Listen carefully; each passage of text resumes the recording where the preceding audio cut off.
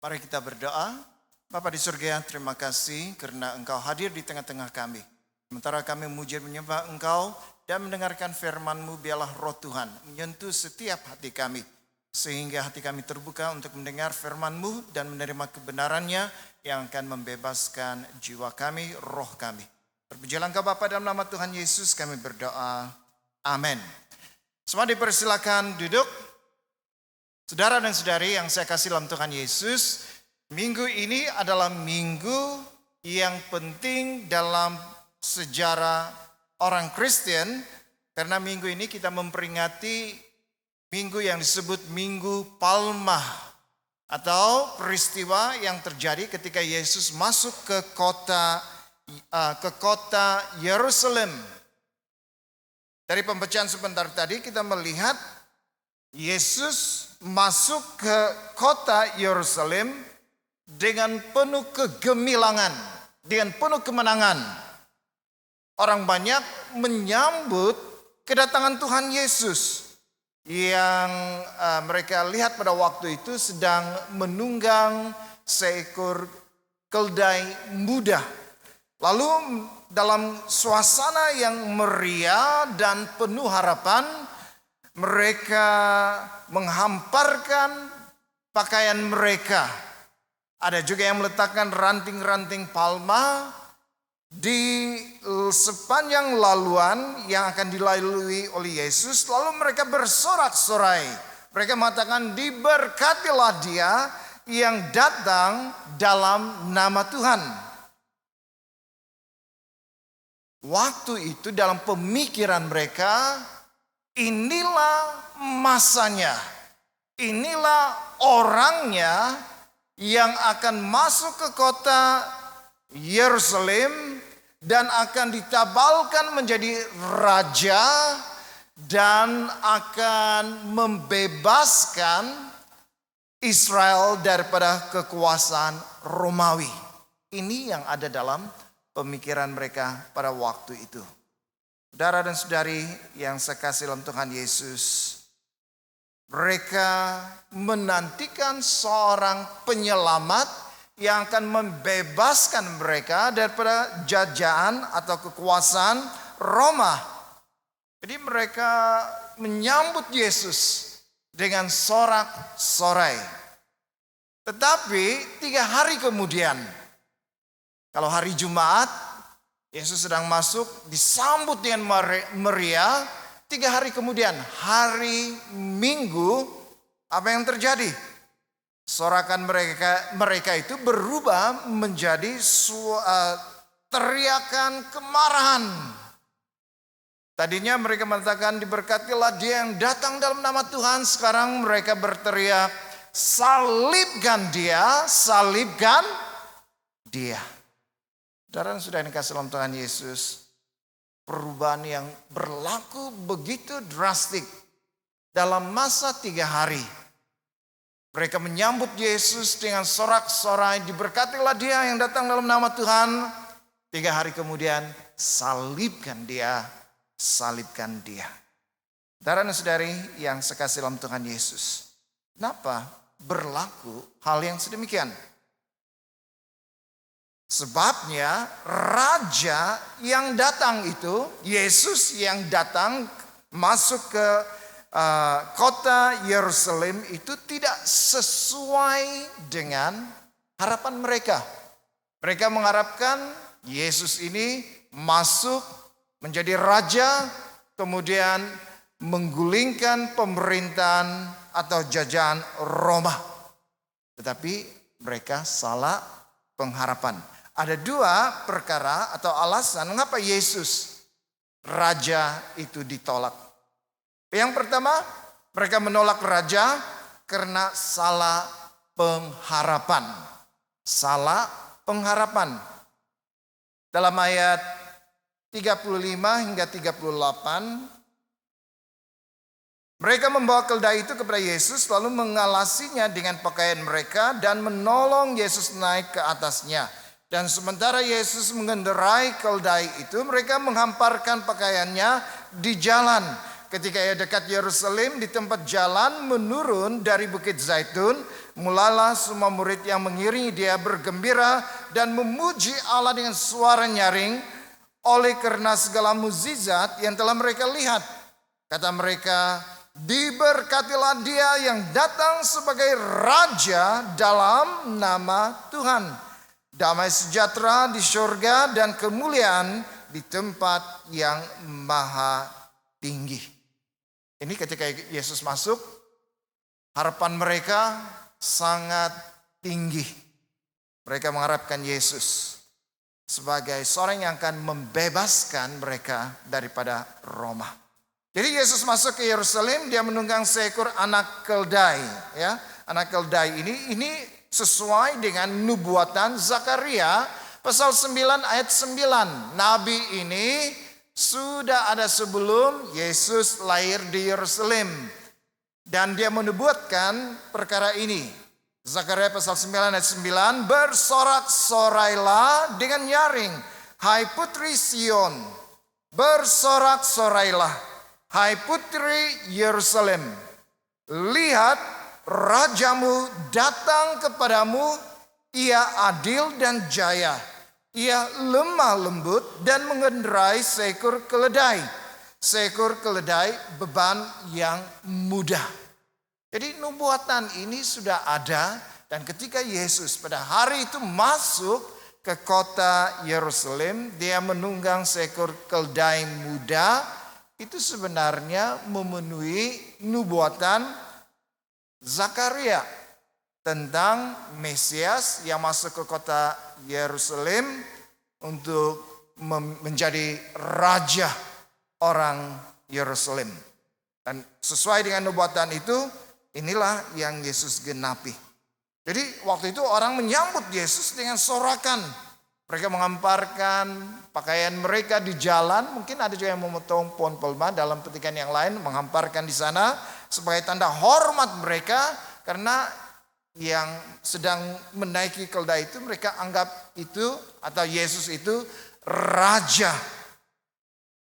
Dan menyerukan, diberkatilah dia yang datang sebagai raja dalam nama Tuhan.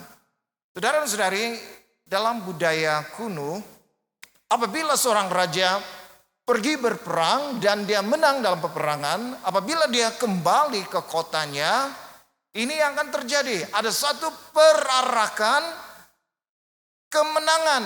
Raja masuk dengan penuh kegemilangan.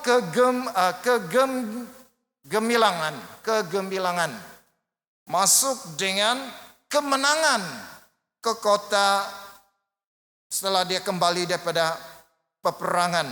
Dan biasanya raja itu akan menunggang seekor kuda. Karena kuda ini dianggap sebagai kuda yang perkasa, yang selalu dibawa dalam peperangan.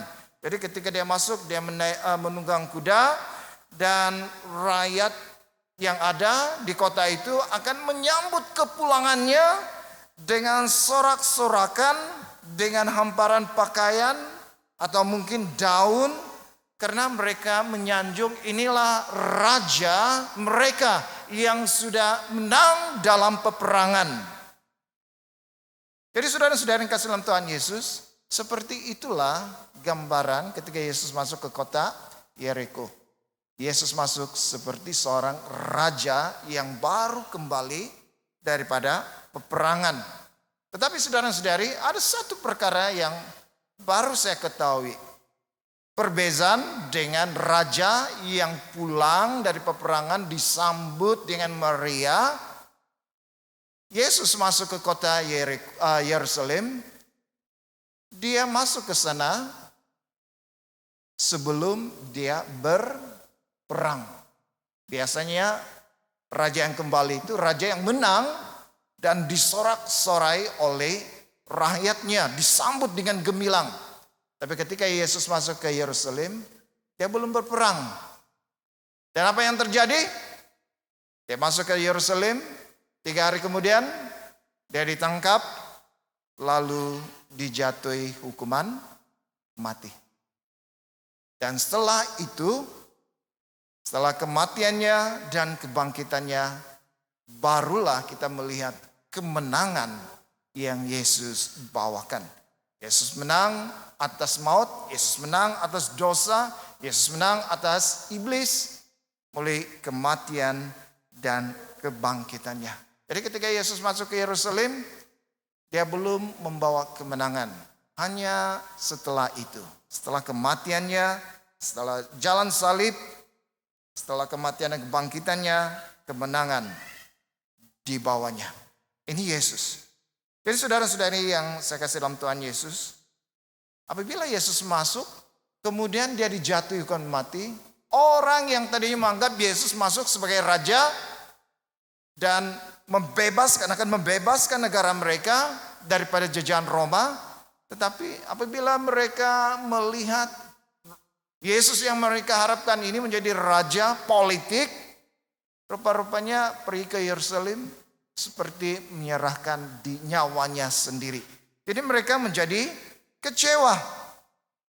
Mereka kecewa dan oleh sebab mereka sangat kecewa karena harapan mereka kepada Yesus itu tidak seperti yang mereka pikirkan sebelumnya, sehingga 3 hari kemudian mereka kata-kata sorakan mereka itu bertukar menjadi salibkan dia, salibkan dia. Saudara-saudara yang kasih dalam Tuhan Yesus, perkara yang sama, pengharapan yang salah, itu juga berlaku dalam kehidupan banyak daripada kita orang Kristen. Ramai orang datang kepada Yesus dengan harapan pribadi. Datang kepada Yesus dengan mengharapkan apabila dia datang kepada Yesus, hidupnya bebas dari masalah dan penderitaan. Adakah kita berpikir seperti itu juga? Kita mau datang kepada Yesus supaya ini kita bebas daripada segala macam masalah dan penderitaan dalam hidup kita. Ada juga yang datang kepada Yesus dengan mengharapkan bahwa Yesus akan memberkati hidupnya sehingga kehidupannya dalam dunia ini berjaya, makmur dari segi jasmani. Ada juga yang datang kepada Yesus mengharapkan supaya Yesus ini bekerja mengikuti kehendak dan masa kita sendiri. Saudara dan saudari yang kasih dalam Tuhan Yesus, mungkin ada banyak lagi harapan-harapan kita terhadap Yesus. Kita mengharapkan dia itu, kita mengharapkan dia ini dan sebagainya. Tapi mungkin dalam harapan-harapan kita kepada Tuhan Yesus itu mungkin tidak semuanya itu harapan yang benar. Seperti orang di Yerusalem, mereka mengharapkan Yesus sebagai raja yang masuk ke Yerusalem dan akan menjadi penguasa di sana, yang akan membebaskan mereka secara politik daripada jajahan Roma. Tetapi apa yang terjadi? Yesus datang ke Yerusalem, dia mati di atas kayu salib. Dan itu membuatkan mereka kecewa terhadap Yesus. Adakah kita pada hari ini juga memiliki pengharapan yang keliru tentang Yesus? Saudara dan saudari yang saya kasih dalam Tuhan Yesus, saya pernah mendengar ada orang mengatakan, dia melihat kehidupan orang Kristen ini macam bagus. Dia tertarik, lalu dia menjadi orang Kristen. Dia dibaptis menjadi orang Kristen, tetapi tidak berapa lama kemudian, apa yang dia harapkan itu setelah mengikuti Tuhan Yesus, diharapkan dia diberkati, dia mengharapkan kesehatannya baik-baik saja, dia mengharapkan segala sesuatu, semua yang baik-baik berlaku dalam hidupnya setelah dia menjadi pengikut Yesus. Tetapi baru dia menyadari rupa-rupanya mengikut Tuhan Yesus itu atau menjadi orang Kristen itu tidak mudah. Ada banyak penderitaan, ada banyak masalah. Dan Yesus mengatakan kalau orang mau ikut dia, orang itu harus menyangkal dirinya dan memikul salib.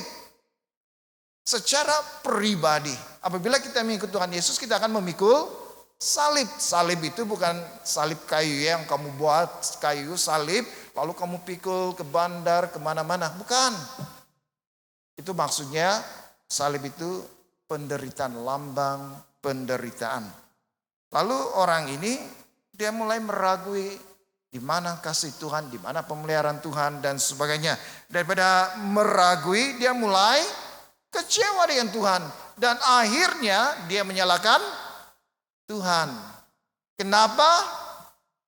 Karena tidak sesuai dengan harapannya. Dia sangka menjadi orang Kristen, hidupnya diberkati. Sebaliknya, menjadi orang Kristen, dia harus memikul salib. Dan saudara yang kasih dalam Tuhan Yesus, ramai orang mempunyai pengharapan yang salah terhadap Yesus. Kadang-kadang kita anggap Yesus ini seperti security ya, pengawal keselamatan. Kita berdoa kepada Tuhan itu bagus. Kita berdoa, Tuhan sebentar saya keluar bekerja, biarlah harta atau rumah ini dijaga daripada dimasuki pencuri. Tuhan berkati saya dengan kecukupan hari ini. Tuhan berikan saya perlindungan. Tuhan minta itu dan ini. Dengan senara yang panjang. Salah atau tidak? Tidak salah. Memang kita meminta segala sesuatu kepada Tuhan. Tapi yang salahnya, apabila sudah menerima jawaban doa daripada Tuhan, apabila sudah menerima berkat-berkat daripada Tuhan, yang salahnya mau berkat itu, tapi melupakan siapa pemberi berkat itu. Paham? Boleh mengerti? Kita mau berkat daripada Tuhan, tetapi pribadi Tuhan itu sendiri, kita tidak begitu berminat. Kita lebih berminat berkat-berkat yang datang daripada Tuhan. Jadi berapa ramai di antara kita atau berapa ramai orang Kristen yang mempunyai pengharapan yang salah terhadap Tuhan Yesus. Kita keliru dengan Tuhan Yesus. Saudara dan saudara yang kasih dalam Tuhan Yesus, kalau kita keliru menaruh harapan yang tidak benar, tidak betul kepada Tuhan Yesus, lalu kita mendapati semua yang kita harapkan itu tidak sesuai seperti kemauan kita, kehendak kita. Akhirnya kita menjadi ragu-ragu dengan kasih Tuhan. Kemudian kita kecewa. Dan lebih parah lagi, kita menyalahkan Tuhan. Bahkan kita sudah putus asa, tidak mau lagi menjadi orang Kristen. Banyak yang berlaku seperti itu. Saudara, itulah sebabnya Yesus itu memang pengharapan kita, tapi letakkan pengharapan itu pada dasar yang benar. Bukan pada dasar yang tidak benar. Bukan seperti kita mengharapkan berkatnya, tetapi si pemberi berkat itu sendiri kita lupakan. Kita lebih berminat berkat-berkat yang Tuhan curahkan dalam hidup kita, tetapi pribadi Tuhan itu sendiri kita tidak begitu mementingkan. Sehingga kita tidak ada hubungan pribadi yang akrab dengan Tuhan. Mau berkatnya, tidak mau si pemberi berkat. Ini harapan yang keliru tentang Tuhan. Jadi kalau Tuhan tidak tunaikan, mulailah kecewa dan akhirnya menyalahkan Tuhan. Jadi sempena Minggu Palma ini, ya jangan kita menjadi seperti orang-orang di Yerusalem menyambut Yesus dengan pengharapan yang salah. Yesus datang sebagai raja politik yang akan membebaskan negara mereka daripada jajahan, tetapi akhirnya mereka mendapati Yesus mati di atas kayu salib. Lalu mereka berteriak, salibkan dia, salibkan dia. Dan sampai pada hari ini kita juga mempunyai pengharapan yang salah tentang Yesus. Kita mengharapkan itu, ini dan sebagainya. Kalau itu tidak dikabulkan oleh Tuhan, kalau tidak sesuai dengan kehendak Tuhan, kita mau itu sesuai dengan kehendak kita sendiri. Sesuai dengan harapan kita dalam Tuhan. Tetapi kalau itu tidak berlaku, mungkin juga kita seperti orang di Yerusalem. Salah pengharapan, mulai kecewa. Lalu mengatakan salibkan dia, salibkan dia. Jadi jangan sampai kita menyalahkan Tuhan di dalam hidup kita. Kalau harapan kita itu tidak tepat. Harapan kita itu keliru terhadap Yesus. Sebaliknya kita mau sambut dia sebagai raja yang berkuasa memerintah dalam kehidupan kita. Ini yang sepatutnya. Kedua, mereka menolak Yesus sebagai raja karena mereka tidak mengenalinya. Dalam ayat 41 hingga 42. Khususnya dalam ayat 44. Dan mereka akan membinasakan engkau beserta dengan pendudukmu, dan pada tembokmu mereka tidak akan membiarkan satu batu pun tinggal terletak di atas batu yang lain, karena engkau tidak mengetahui saat bila mana Allah melawat engkau. Dalam ayat ini Yesus menangis. Yesus menangis kota Yerusalem. Dia menangis bukan karena kehancuran yang akan terjadi di Yerusalem. Karena 40 tahun sesudah itu, pada tahun 70 Masehi, Bait Suci itu diruntuhkan oleh kerajaan Roma. Hancur. Pusat ibadah orang Yahudi, Bait Suci di Yerusalem, itu dihancurkan sesuai dengan nubuatan Yesus. Tidak ada satu batu pun yang akan terletak pada batu yang lain. Pada hari ini di Yerusalem itu tinggal masih ada itu, apa itu yang dinding itu, tembok ratapan. Dan orang Yahudi datang ke sana, mereka berdoa, mereka menangisi tembok ratapan.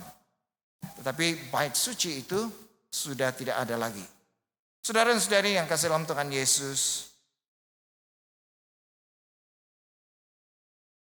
Yesus menangisi kota Yerusalem bukan karena kehancuran yang akan terjadi, tetapi ketika Yesus melawat kota itu, apa yang terjadi?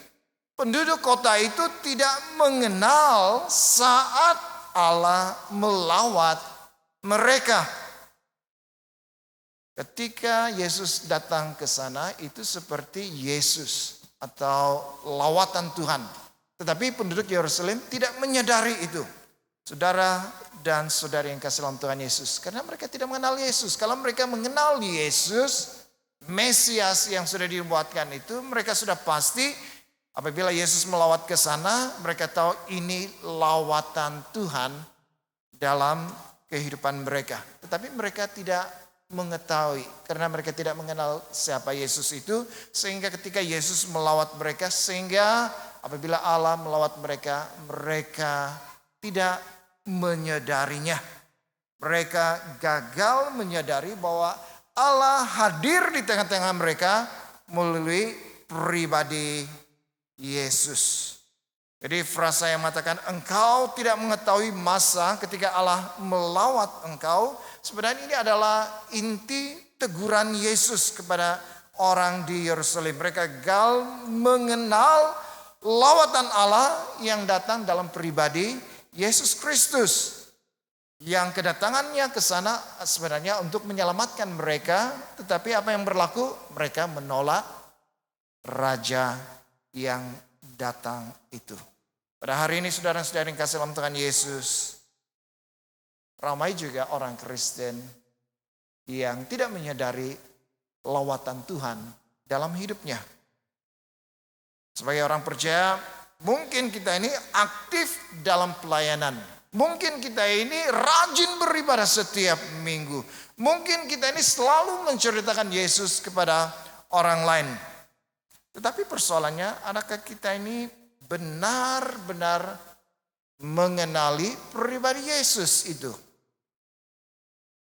Adakah kita mengenalinya secara pribadi sehingga kita menyadari dalam setiap hari atau dalam kedatangan kita ke gereja seperti hari ini dalam ibadah, kita mengalami lawatan Tuhan di dalam hidup kita. Lawatan Tuhan ketika kita mendengar pujian penyembahan, hati kita disentuh oleh Tuhan. Ketika kita mendengarkan firman Tuhan, Tuhan menyentuh hati kita, melawat kita dengan sentuhan dalam hati kita.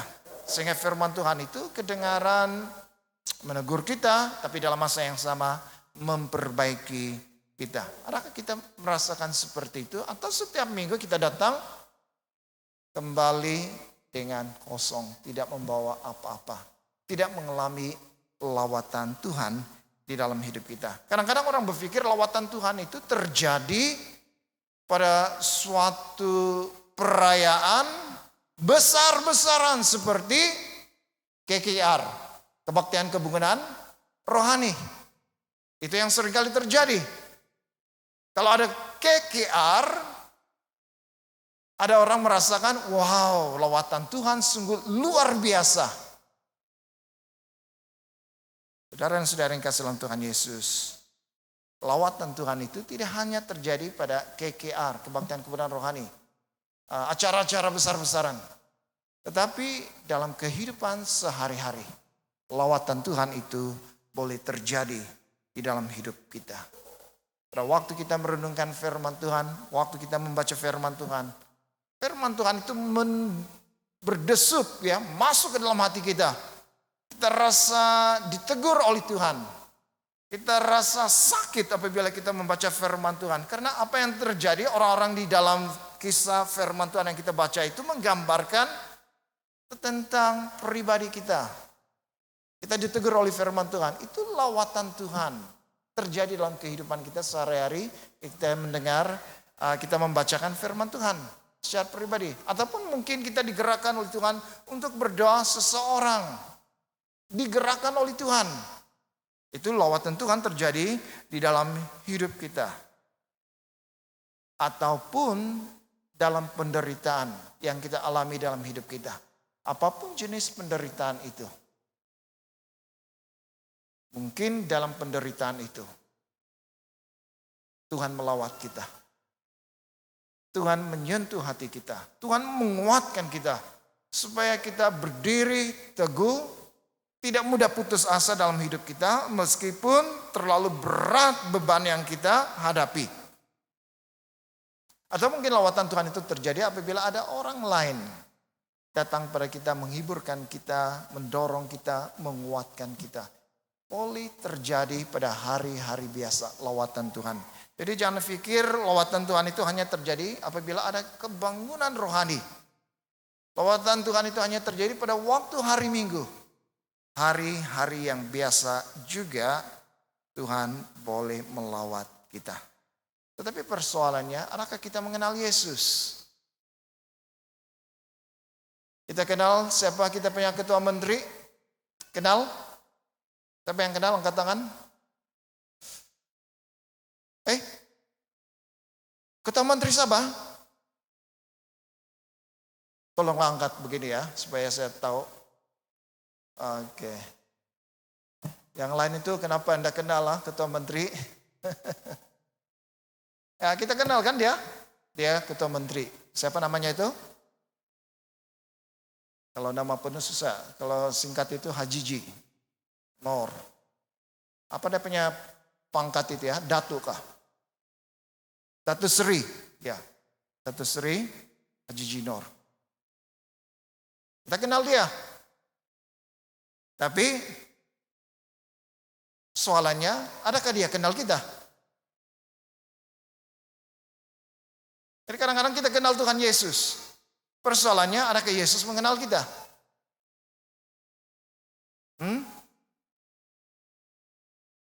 Ya mungkinlah kenal. Ya, sebab dia Tuhan kan. Tapi maksud saya, kita kenal Tuhan Yesus.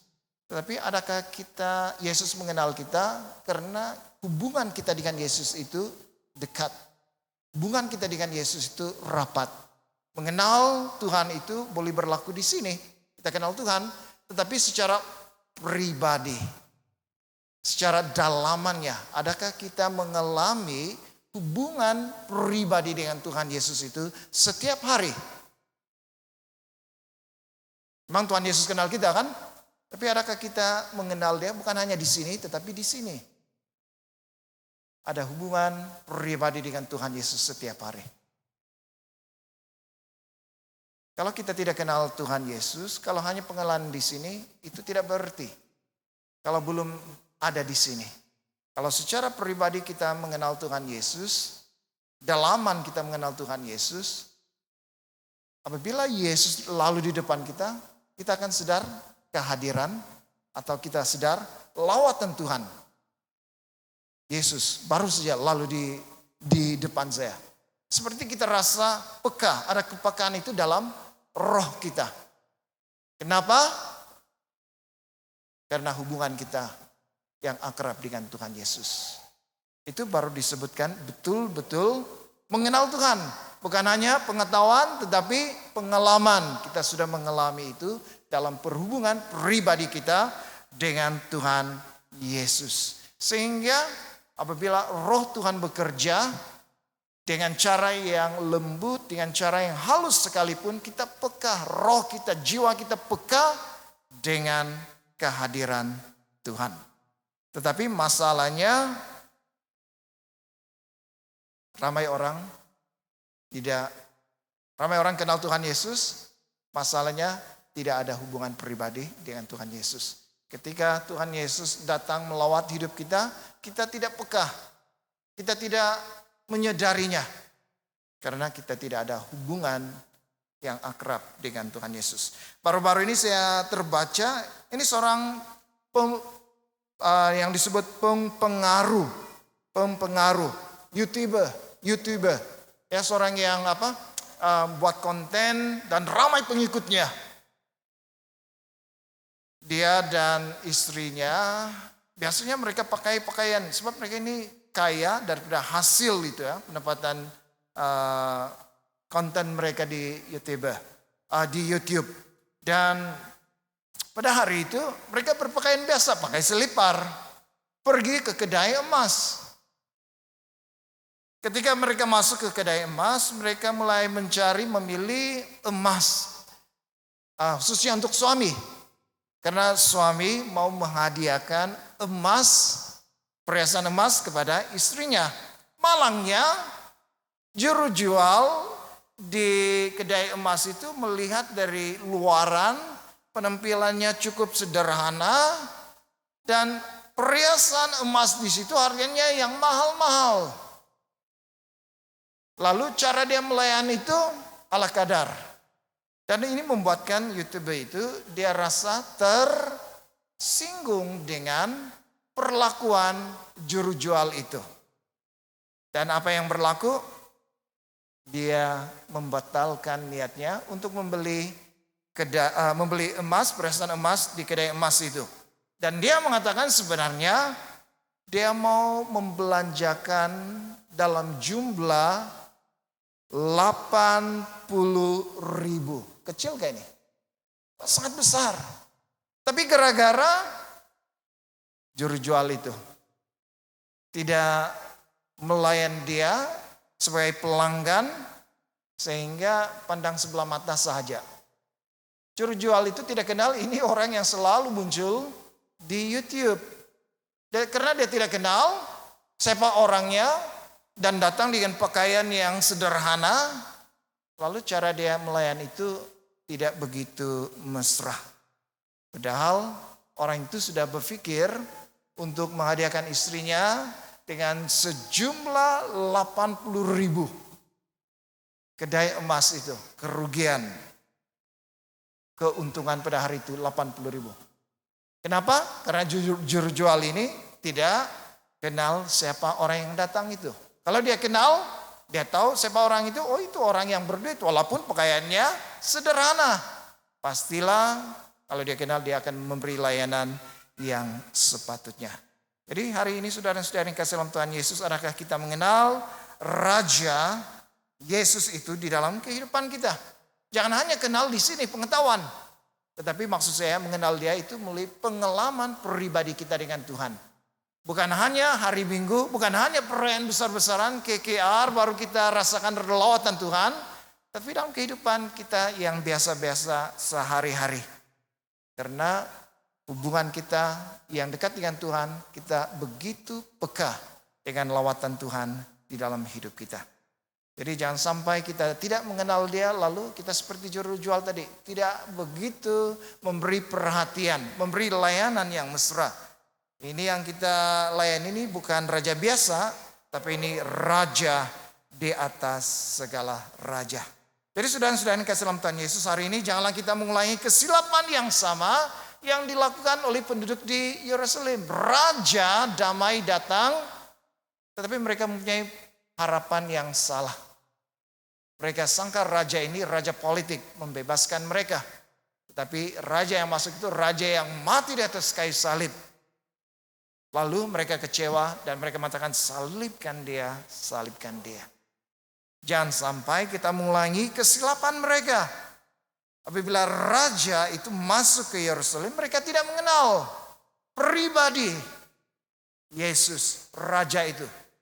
Sehingga mereka tidak menyadari sebenarnya Yesus datang itu seperti Allah sedang melawat umatnya. Tetapi mereka tidak mengenali dia sehingga mereka terlepas kesempatan mengalami lawatan Tuhan dalam hidup mereka. Jadi kepada kita hari ini, mari kita sambut Tuhan kita dengan harapan yang betul. Yesus datang sebagai raja dalam kehidupan kita. Yesus datang melawat kita untuk memberikan kita kehidupan yang kekal. Mari kita berdoa. Bapa di surga, terima kasih untuk firman Tuhan yang kami belajar hari ini.